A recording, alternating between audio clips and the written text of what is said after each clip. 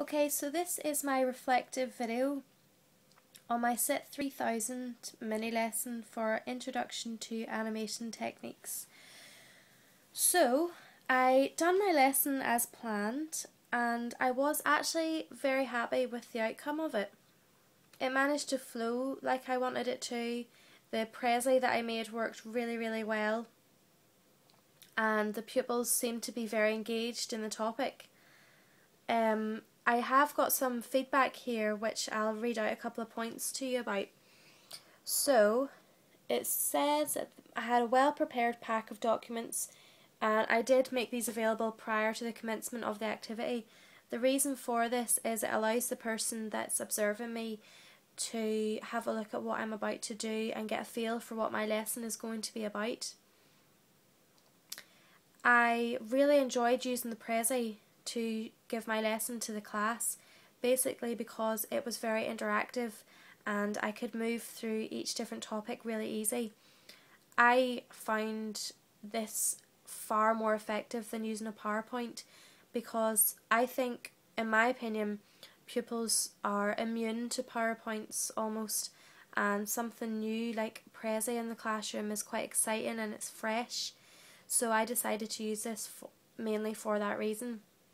As well, it's really handy to upload a Prezi onto the virtual learning environment and the pupils can go away and have control of their own learning and just access all the resources out of school. So that's one of the reasons. I did have some negative feedback from my outcomes and objectives.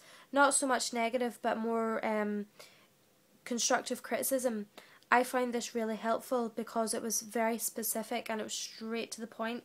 It showed me exactly what I needed to change for my lesson plan, so this was very helpful. I also got some feedback on how fast I spoke. I got a little bit nervous in my mini lesson and perhaps the way I spoke came across really fast. I have noticed that I do speak quite fast because I'm quite enthusiastic and I'm passionate. However, it's not benefiting my pupils very much as they're not picking up everything I'm saying. So I need to be able to refer or slow down my speech and refer to my pupils, you know, on a one-to-one basis as well as just the group. I need to start zoning in on more specific questioning, so planning for lower order and higher order questioning will help me to assess their learning as well.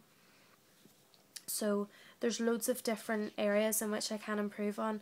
I don't see that as a negative. I always see that there's room for improvement. I don't see that there's anything wrong with that.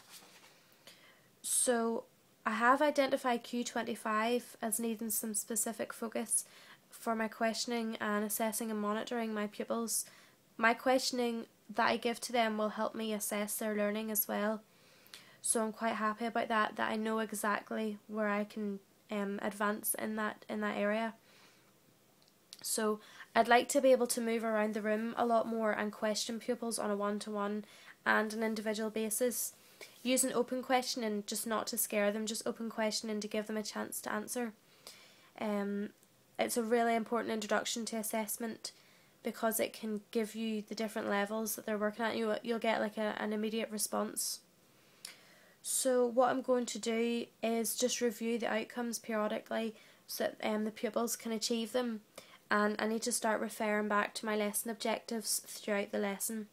So overall I had a really good experience. I'm really happy that the plan that I made worked. However, there is areas for improvement, but now that I've seen my feedback I'm able to zone in on those different areas specifically and focus on those. So very good indeed. Thank you.